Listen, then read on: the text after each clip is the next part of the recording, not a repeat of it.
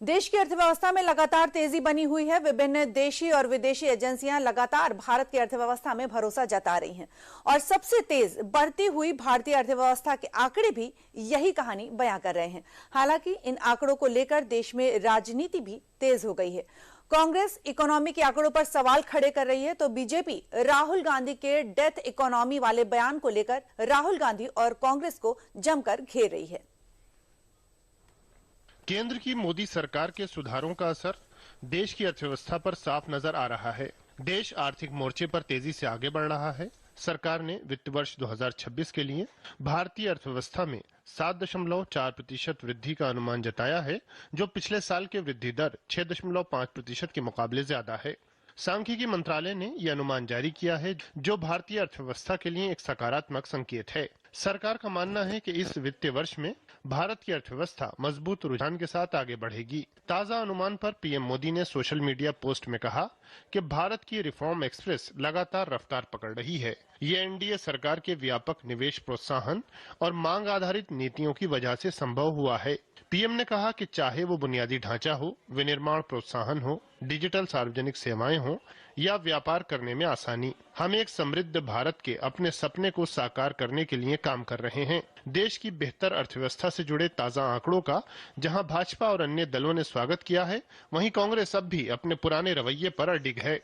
जो GDP advance estimate आए हैं वो इस बात को दर्शाते हैं कि किस तरह भारत की अर्थव्यवस्था मजबूती के साथ आगे बढ़ रही है मोदी जी के नेतृत्व में।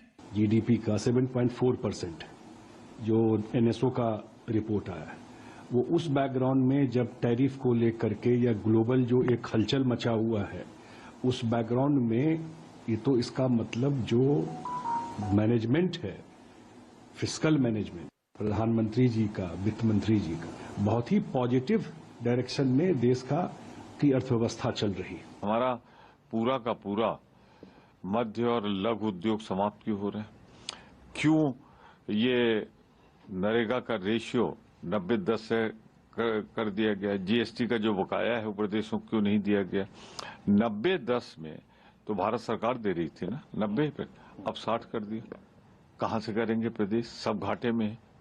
There seems to be every day a new source of uncertainty coming.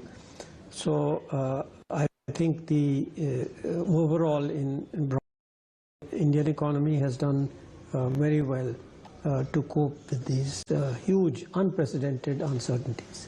अर्थव्यवस्था में सुधार के ताजा आंकड़े के बाद भाजपा एक बार फिर राहुल गांधी के डेड अर्थव्यवस्था वाले बयान को लेकर हमलावर है। भाजपा प्रवक्ता शहजाद पूनावाला ने भारत की जीडीपी विकास दर के 7.4% रहने के अनुमान को उन लोगों के लिए करारा तमाचा बताया जो भारतीय अर्थव्यवस्था को डेड घोषित कर रहे थे। इकोनॉमी इज डेड कहने वाली लॉबी के मुंह पर करारा तमाचा है, क्योंकि भारत की अर्थव्यवस्था, भारत की इकोनॉमी 7.4% की ग्रोथ रेट से ग्रो करेगी, ये आंकड़ा आ चुका है। एक और जहां सरकार के सुधारों के बाद देश की अर्थव्यवस्था में तेजी से सुधार आया है, वहीं जीएसटी कलेक्शन भी लगातार बढ़ रहा है, जबकि भारत ने पहली तिमाही में अब तक के सबसे उच्च निर्यात स्तर को हासिल कर लिया है।